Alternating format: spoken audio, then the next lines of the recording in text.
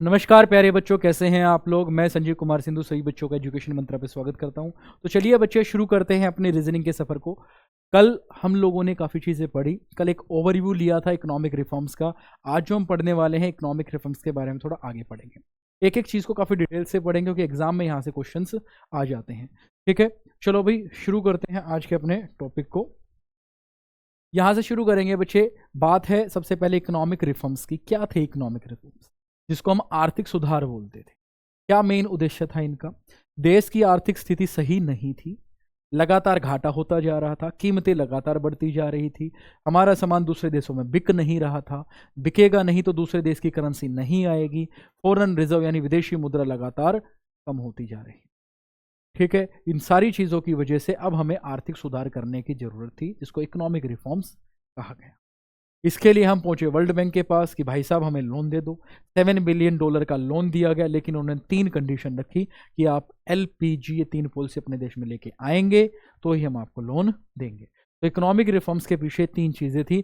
पहला लिबरलाइजेशन, दूसरा प्राइवेटाइजेशन और तीसरा ग्लोबलाइजेशन। लिबरलाइजेशन का मतलब क्या था? गवर्नमेंट की इंटरफेरेंस को कम करना, अननेसेसरी जो लाइसेंस लगा रखे हैं प्राइवेट सेक्टर के ऊपर उसको कम करना, ये काम था लिबरलाइजेशन। लिबरल कर देना, आसान कर देना किसी चीज़ को। दूसरा था प्राइवेटाइजेशन। प्राइवेटाइजेशन को क्या बोलते हैं हिंदी में? निजीकरण। इसका मतलब जो गवर्नमेंट सेक्टर था, गवर्नमेंट सेक्टर के पास, खासकर गवर्नमेंट के पास दुनिया भर के बिजनेसेस थे। ठीक है, 3 लिस्ट बनाई थी, list A, list B, list C. कहता लिस्ट ए के अंदर 17 इंडस्ट्री सरकार के पास, लिस्ट बी के अंदर 12 इंडस्ट्री सरकार प्राइवेट सेक्टर के साथ मिलकर चलाती थी। कहता इतने सारे बिजनेसेस करेगी तो उसको सांस लेने का टाइम कहाँ से मिलेगा? तो इसलिए सरकार का बर्डन कम करने के लिए प्राइवेटाइजेशन लेके आया गया, जिसके अंदर बहुत सारी कंपनियों को, जो गवर्नमेंट की कंपनी थी जिनको PSU बोलते थे, पब्लिक सेक्टर अंडरटेकिंग, उनको प्राइवेटाइज कर दिया। ये बात आई समझ में? ठीक है, तो transfer public sector enterprises to private, यानी गवर्नमेंट को प्राइवेट में कन्वर्ट कर दिया, पार्शियली या होली, इसे बोलते हैं प्राइवेटाइजेशन। अगला क्या? ग्लोबलाइजेशन। ग्लोबलाइजेशन का मतलब क्या होता है? Integrating Indian economy to the world economy. Integrate करना, हम उनके देश में व्यापार करें, वो हमारे देश में व्यापार करें, हम उनको अलाउ कर दें, वो हमें अलाउ कर दें। इसके लिए क्या करना पड़ेगा? कुछ टैक्स, कुछ टैरिफ कम करनी पड़ेगी, कुछ अच्छे रिलेशंस मेंटेन करने पड़ेंगे, कुछ सुविधाएं उन्हें देनी पड़ेगी, कुछ वो सुविधाएं हमें देंगे। ये बात आई समझ में? तो ये 3 काम थे जो कि इकोनॉमिक रिफॉर्म्स के अंदर आए। इन्हीं को हम लोगों को डिटेल से पढ़ना है। आगे बढ़ते हैं भाई। ये पहला टॉपिक है, ये हमारे पास लिबरलाइजेशन है, जो कि मोस्ट इंपॉर्टेंट टॉपिक के अंदर आता है। मोस्ट इंपॉर्टेंट टॉपिक क्या है? मोस्ट इंपॉर्टेंट टॉपिक आपसे लिबरलाइजेशन के ये 5 रिफॉर्म्स पूछे जा सकते हैं एग्जाम के अंदर। ठीक है, कोई भी एक पूछा जा सकता है कि इनके अंदर क्या क्या हुआ, तो इसको आपको डिटेल से पढ़ लेना है। तो देखो बच्चे, इंडस्ट्रियल सेक्टर रिफॉर्म्स के अंदर क्या किया गया? ठीक है, लाइसेंस सिस्टम को खत्म किया गया और पब्लिक सेक्टर के एरिया को कम किया, कॉन्ट्रैक्ट किया, यानी इतने सारे बिजनेसेस को धीरे धीरे कम कर दिया ताकि लोगों को ज़्यादा से ज़्यादा, खासकर प्राइवेट लोगों को ज़्यादा से ज़्यादा काम मिले। गवर्नमेंट सेक्टर, ये फाइनेंशियल सेक्टर रिफॉर्म्स क्या था?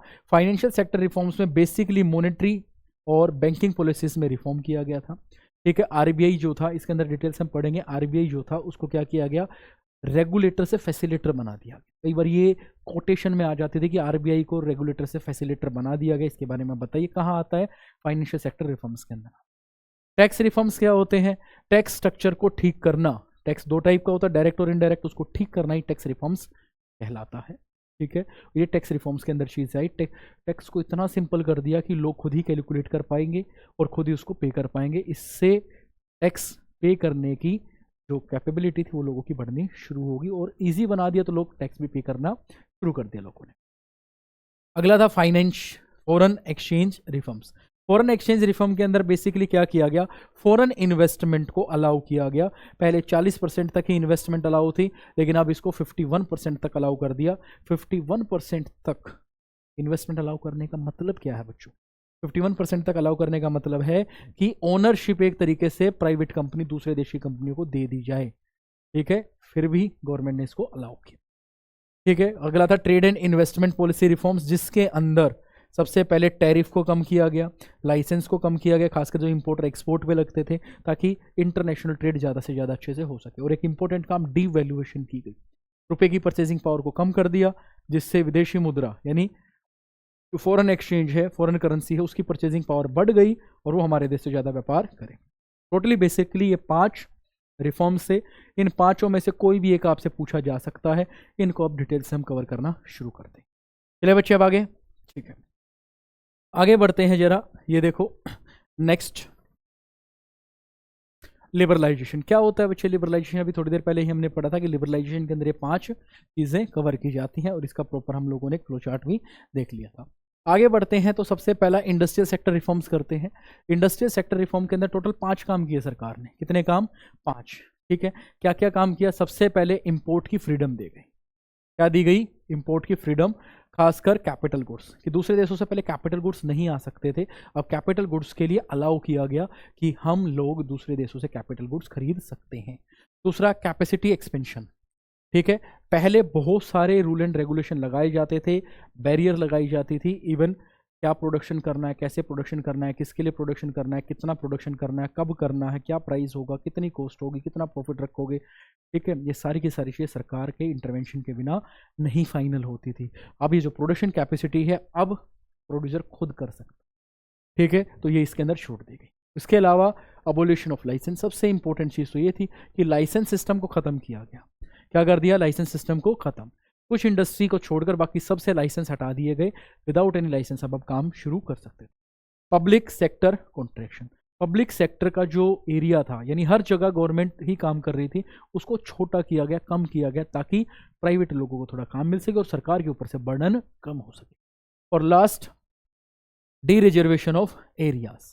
ठीक है, ऐसे एरिया जहां पर जरूरत नहीं थी सरकार के काम करने की, तो उन एरिया को डी रिजर्व कर दिया और उन एरिया को क्या कर दिया बेसिकली, या प्राइवेट लोग उसको चलाएंगे। ठीक है, सरकार का बर्डन कम हुआ, दूसरों को काम मिला। तो टोटल बेसिकली ये 5 काम किए गए थे किस रिफॉर्म्स में?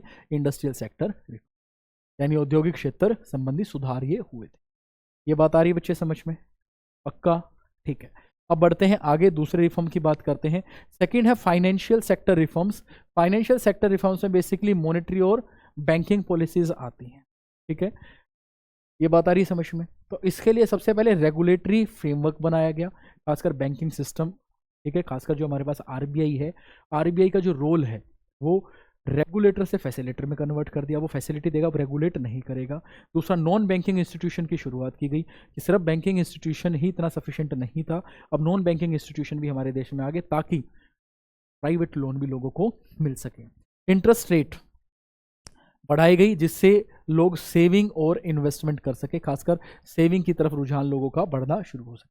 और फाइनेंशियल सर्विसेज का एक्सेस दिया गया खासकर लोगों को, जिससे मार्केट के अंदर फाइनेंशियल सर्विसेज और ज़्यादा बढ़ गई। तो बेसिकली 3 काम हुए थे फाइनेंशियल सेक्टर रिफॉर्म्स में।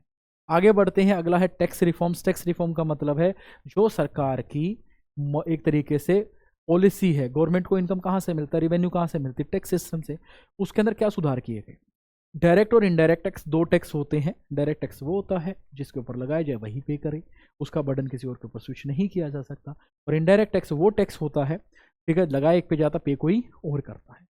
अब क्या किया सरकार ने? पूरे टैक्स सिस्टम को इतना सिंपल और इजी कर दिया कि हर कोई टैक्स पे कर सकता है, अगर उसको बेसिक फाइनेंशियल लिटरेसी है तो। ये बात आई समझ में? ठीक है, तो ये टैक्स रिफॉर्म किए गए और यहीं से आपके पास एक आउट ऑफ द बॉक्स जाके एक सवाल आ सकता है, जिसको हम बोलते हैं GST, goods and service tax क्या है, ये किस तरीके का टैक्स है, इसके अंदर क्या क्या चीज़ें आती, वो यहाँ से सवाल बनता है। तो आपके एग्जाम में कभी आ जाए तो बोल देना जीएसटी होता है गुड्स एंड सर्विस टैक्स। बहुत सारे टैक्सेस को खत्म कर एक टैक्स बनाया गया और इसका एक स्लोगन भी था, 1 टैक्स 1 नेशन 1 मार्केट। जब एक ही नेशन है, एक ही मार्केट, तो टैक्स भी क्या होना चाहिए? एक ही होना चाहिए। अलग अलग स्टेट में अलग अलग टैक्स सिस्टम होता था। चलो भाई, अब बढ़ते हैं थोड़ा सा आगे।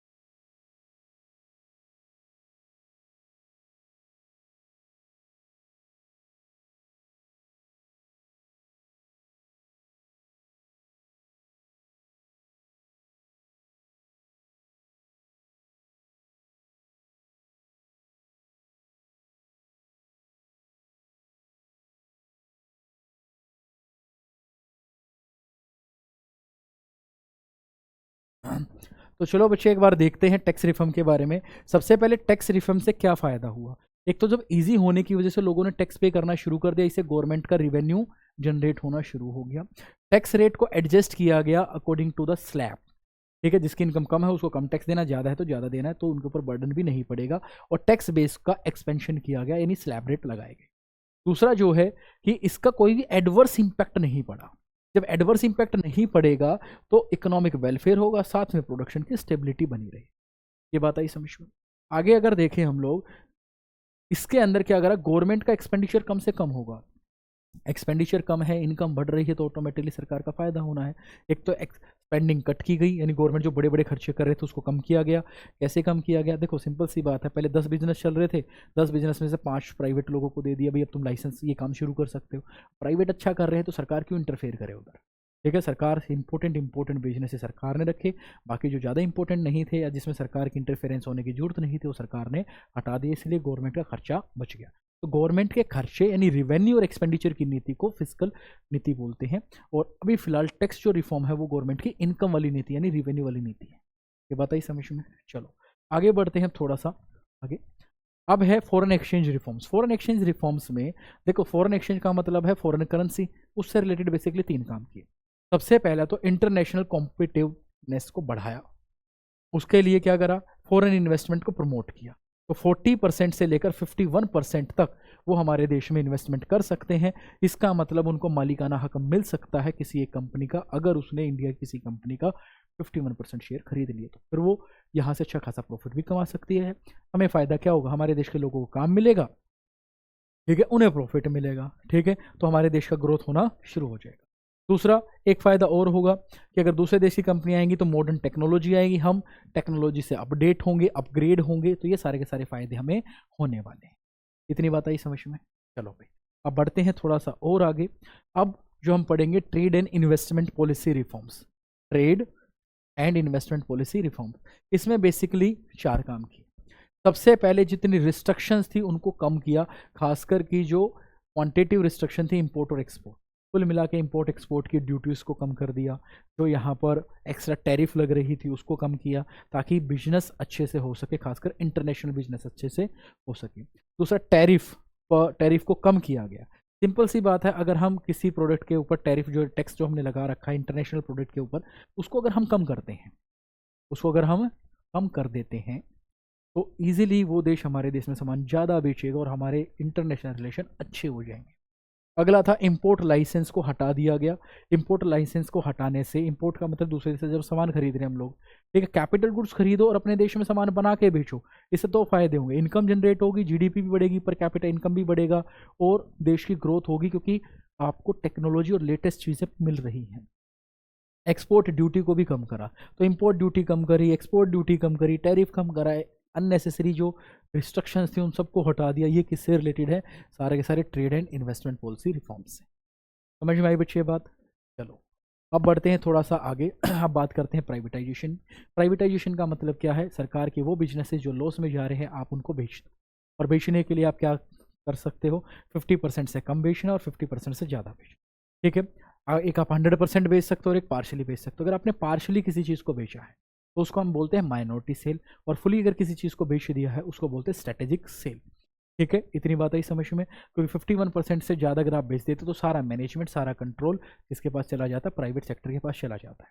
तो अगर सरकार ऐसा करती है वो स्ट्रेटेजिक सेल है, और अगर पार्शली बेचती है 50% से कम बेचती है तो स्ट्रेटेजिक सेल। तो 2 चीज़ें हैं, एक तो ट्रांसफर ऑफ द ओनरशिप, जिसके अंदर पब्लिक सेक्टर प्राइवेट सेक्टर को बेच देता है, पब्लिक का मतलब गवर्नमेंट, गवर्नमेंट प्राइवेट सेक्टर को सामान बेच देती है। दूसरा partly to fully transfer, partly भी बेच सकती है और फुली भी। तो 2 चीज़ें इसके अंदर कवर की जाती है। आगे बढ़ते हैं बच्चे। अब प्राइवेटाइजेशन को कैसे मेजर करते हैं, 2 तरीके से मेजर किया जाता है। पहला होता है आउटराइट सेल और दूसरा होता है विड्रॉल ऑफ द ओनरशिप, ठीक है भाई। Withdrawal of the ownership of in the management, 2 ही तरीके से ये काम किए जा सकते हैं, ठीक है, जो अभी मैंने आपको बताया था, माइनॉरिटी सेल और स्ट्रेटेजिक सेल। अब बात करते हैं ग्लोबलाइजेशन की। तीसरा इंपॉर्टेंट पार्ट है जिसको हम बोलते हैं वैश्वीकरण। एक देश की इकोनॉमी को दूसरे देश की इकोनॉमी के साथ जोड़ना। हम उनके देश में सामान बेचेंगे, वो हमारे देश में सामान बेचेंगे, और रूल एंड रेगुलेशन को इतना सिंपल बनाएंगे कि अच्छे व्यापार हो सके।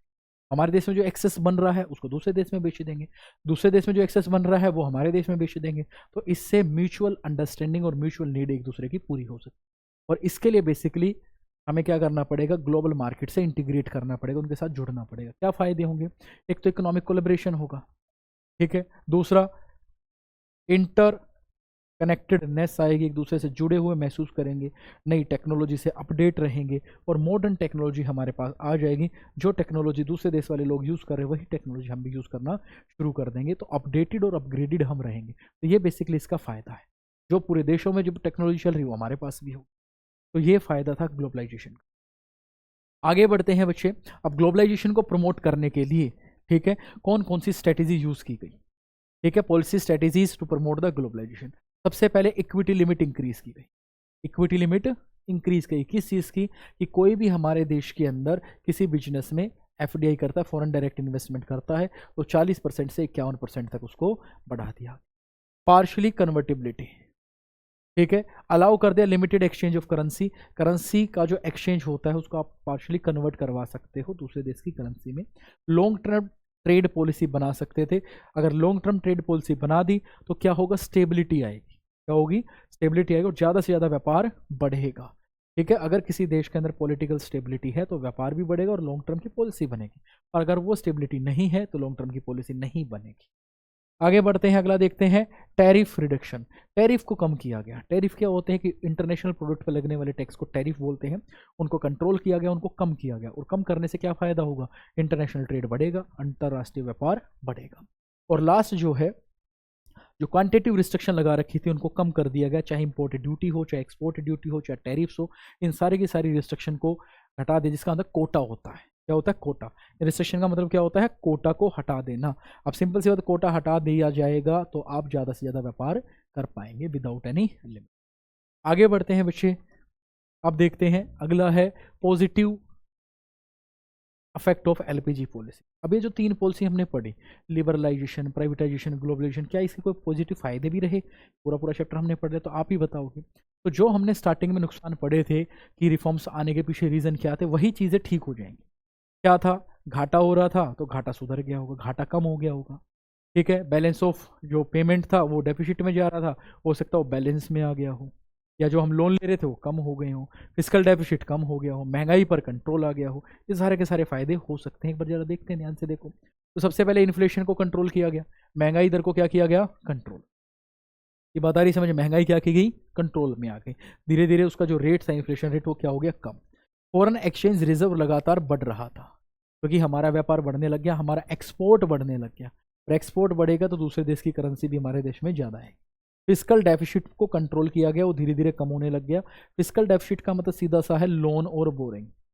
हम लोन और बोरिंग कम लेने लग गए। लोन हम कब लेंगे, जब हमारी इनकम कम होगी। अब जब हमारी इनकम ही बढ़ रही है, एक्सपोर्ट इंटरनेशनल बेचेंगे सामान तो हमारी इनकम बढ़ेगी, और इनकम बढ़ेगी तो हमारे पास दूसरे देश का रिजर्व आएगा, तो हमारा घाटा भी धीरे धीरे कम हो जाएगा। इंडस्ट्रियल प्रोडक्ट को प्रमोट किया गया और उनको फैसिलिटी दी गई सरकार के द्वारा से, जैसे सब्सिडी दी गई, ठीक है, चीप रेट पर इलेक्ट्रिसिटी प्रोवाइड की गई, ताकि वो सस्ते प्रोडक्ट बना सके और क्वालिटी वाइज प्रोडक्ट बना सके, इंटरनेशनल मार्केट में बिकेंगे तो ऑटोमेटिकली उनका प्रोडक्शन बढ़ना शुरू हो। उसके बाद कंज्यूमर सोवरेनिटी। कंज्यूमर सोवरेनिटी का मतलब होता है उपभोक्ता प्रभुसत्ता, जिसका मतलब उपभोक्ता के पास चॉइस है, अलग अलग टाइप के गुड्स एंड सर्विसेज उसको मिल सकते हैं, जो कि वो डोमेस्टिक मार्केट और इंटरनेशनल मार्केट में सर्च कर सकता है due to the globalisation. Foreign investment बढ़ी, इंटरनेशनल कैपिटल देश के अंदर आई, और व्यापार जो है स्मॉल स्केल से बढ़कर लार्ज स्केल पर पहुंच गए, ठीक है। इकोनॉमिक पावर जनरेट हुई और इंडिया एक इकोनॉमिक पावर के रूप में, एक एमर्जिंग पावर के रूप में उभरता जा रहा है। उसके बाद बात की जाती है कॉम्पिटिटिव मार्केट। अब जो हमारी मार्केट है वो कोई मोनोपोली मार्केट नहीं है, वो कॉम्पिटिटिव मार्केट है। अगर कोई प्रोडक्ट 10 रुपये का बिक रहा है तो इसी मार्केट में कोई दूसरी कंपनी उसको सस्ते प्रोडक्ट को लॉन्च भी कर सकती है। तो कॉम्पिटिशन यहाँ चल रहा है, ठीक है। और कंपटीशन में हमेशा एक ही इंसान का फायदा होता है, वो होता है कंज्यूमर। ये बात आई समझ में। तो ये सारे के सारे इसके थे पॉजिटिव पॉइंट्स, आप इसको देख सकते हो, कुछ पॉजिटिव पॉइंट्स हैं, ठीक है। अब आगे बढ़ते हैं, एक अप्रेजल पे इसके नेगेटिव पॉइंट्स भी देख लेते हैं, क्या बैड इंपैक्ट पड़े। तो सबसे पहला बैड इंपैक्ट तो किसके ऊपर पड़ा, एग्रीकल्चर, क्योंकि एग्रीकल्चर को नेग्लेक्ट किया गया। दूसरा, अनएम्प्लॉयमेंट आज भी बढ़ रही है। रीजन क्या है, मॉडर्नाइजेशन आएगा, टेक्नोलॉजी का यूज होगा। टेक्नोलॉजी और लेबर, दो चीजें, अगर टेक्नोलॉजी का ज्यादा यूज होगा तो लेबर का कम यूज होगा, तो धीरे धीरे एम्प्लॉयमेंट कम हो रही है, इनकम बढ़ रही है, क्योंकि टेक्नोलॉजी। यहाँ से एक चीज़ आती है, सवाल पूछा जाता है आपके एग्जाम में, जॉबलेस ग्रोथ। ग्रोथ लेकिन जॉबलेस, यानी इसका मतलब एम्प्लॉयमेंट तो कम हो रही है लेकिन ग्रोथ बढ़ रही है। क्यों बढ़ रही है? टेक्नोलॉजी। ठीक है। उसके बाद फिस्कल पॉलिसी, हमारी जो फिस्कल पॉलिसी है आज भी फेवरेबल नहीं है, अनफेवरेबल है, यानी आज भी हमें लोन लेना पड़ता है। फायदे में भी यही पड़ा था, लोन पहले मान लो 10 करोड़ का ले रहे थे, अब मान लो 6 करोड़ का ले रहे हैं। लोन तो कम हुआ, फायदा तो दिख रहा है लेकिन कम हो रहा है, लेकिन 100% कंट्रोल में नहीं आया है। अर्बन कंसंट्रेशन, इस बात का मतलब क्या है कि जितना भी ग्रोथ प्रोसेस है वो सिर्फ और सिर्फ शहरों तक ही सीमित रह गया, गाँव में इसका फायदा नहीं हुआ। तो आप बोल सकते हो रूरल डेवलपमेंट को नेग्लेक्ट किया गया है। कंज्यूमरिज्म स्प्रेड, बेसिकली फोकस किया गया था कंजप्शन के ऊपर, लोग ज़्यादा से ज़्यादा कंजप्शन करें, तो सेविंग और इन्वेस्टमेंट को थोड़ा सा नेग्लेक्ट किया गया है। अगर उसके ऊपर भी वर्क किया जाता तो देश कहीं से कहीं होता।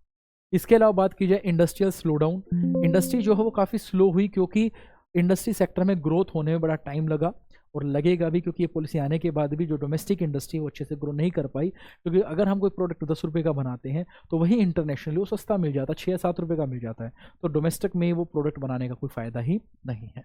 आगे लॉपसाइडेड ग्रोथ और डिसइन्वेस्टमेंट, ये होना बहुत ज़्यादा शुरू हो गया, जिसका एक नेगेटिव इम्पैक्ट हमें देखने को मिला। और इकोनॉमिक कॉलोनिज्म, इस बात का मतलब क्या है कि दूसरे देशों की बड़ी बड़ी कंपनियां अगर यहाँ पर आकर काम करेंगी तो एक अच्छा खासा हिस्सा प्रॉफिट का वो अपने देश में लेके जाएंगे। इकोनॉमिक कॉलोनिज्म आना शुरू हो गया और कल्चरल इरोजन भी होना शुरू हो गया। ये बात आ रही समझ में? कल्चरल इरोजन का मतलब होता है सांस्कृतिक ह्रास। अब दूसरे देश के प्रोडक्ट देश में आएंगे तो हम अपने प्रोडक्ट को छोड़कर दूसरे देश के प्रोडक्ट का प्रयोग करना शुरू कर देंगे, तो हमारी जो संस्कृति थी उसका लॉस होना शुरू हो जाएगा। जो हमारा रहन सहन था, जो हमारे कपड़े थे, अब दूसरे देश के बिकेंगे तो हम वो खरीदना शुरू कर देंगे और हमारी अपनी संस्कृति, अपने कपड़े, अपने कल्चर को धीरे धीरे वैनिश हम लोग कर देंगे। तो ये सारे के सारे लॉस हैं, ये सारे के सारे हमारे नेगेटिव इम्पैक्ट थे एलपीजी पॉलिसी के। कभी कभी अप्रेजल के ऊपर सवाल आता है, जब भी अप्रेजल के ऊपर सवाल आता है तो 2 पॉजिटिव पॉइंट और 2 नेगेटिव पॉइंट आपको याद रखने, कम से कम 4-4 याद रखो, कोई भी 4-4 ऐसे पॉइंट जो आपको ध्यान रखने। ये बात आई समझ में? तो ये था आज का हमारा टॉपिक। उम्मीद है आपको ये सारी की सारी चीज़ें और इन्फॉर्मेशन समझ में आई होगी। अब इस चैप्टर के मैं इंपॉर्टेंट टॉपिक बता देता हूँ, आपको ध्यान रखने। सबसे पहले लिबरलाइजेशन, उसके पांचों के पांचों जो ग्रोथ या रिफॉर्म्स थे वो आपको ध्यान रखने हैं। इसके अलावा ग्लोबलाइजेशन और ग्लोबलाइजेशन और प्राइवेटाइजेशन। प्राइवेटाइजेशन में आपसे जो सवाल पूछे जा सकते हैं वो कंपनियों के ऊपर पूछे जा सकते हैं, जैसे मिनी रत्न, महारत्न और नवरत्न। और साथ में एक सवाल और पूछा जा सकता है प्राइवेटाइजेशन के ऊपर, वो है आउटसोर्सिंग का। और सवाल ये आता है कि इंडिया आउटसोर्सिंग का एक अच्छा डेस्टिनेशन क्यों है दूसरी कंपनियों के लिए? वो इसलिए क्योंकि सस्ते लेबर हैं और स्किल्ड लेबर उपलब्ध हैं, जल्दी काम कर देते, टाइमली काम कर देते हैं और सस्ता उन लोगों को पड़ता है। जो काम इंडिया में 10,000 रुपये में हो सकता है वही काम दूसरे देशों में $10,000 में हो। ये बात ही समझो, क्योंकि वहाँ पर्सन कम है इसलिए पेमेंट ज़्यादा है, यहाँ लोग ज़्यादा है इसलिए पेमेंट कम है, सीधी सी बात है। ये बात ही समझ में? इसके बाद जीएसटी का सवाल तुम लोगों से पूछा जा सकता है, गुड्स एंड सर्विस टैक्स क्या होता है, इसका स्लोगन क्या था, इसके ऊपर सवाल पूछे जा सकते हैं। इसके अलावा आप लोगों से एक डिसइन्वेस्टमेंट के ऊपर सवाल पूछा जा सकता है। ठीक है, प्राइवेटाइजेशन में 2 टाइप की सेल होती है, माइनॉरिटी सेल और स्ट्रेटेजिक सेल। इनका क्या मतलब होता है, ये आपसे सवाल पूछा जा सकता है। बाइलेटरल ट्रेड, मल्टीलेटरल ट्रेड क्या होता है, ये आपसे छोटे छोटे सवाल हैं, ये आपसे एग्जाम में पूछे जा सकते हैं। इतनी बात आई समझ में? अप्रेजल के ऊपर जब भी सवाल आता है तो 2 पॉजिटिव पॉइंट 2 नेगेटिव पॉइंट आपको बता देने हैं, बट फिर भी 4 नेगेटिव और 4 पॉजिटिव पॉइंट आपको पता होने चाहिए। और एक क्लास सवाल और आ जाता है इस चैप्टर में से, जिसका नाम है डीमोनेटाइजेशन। उम्मीद है सारी चीज़ आपको समझ में आई होगी। तो मिलते हैं अगली क्लास के अंदर एक नए चैप्टर के साथ। आज के लिए इतना ही रखते हैं, धन्यवाद।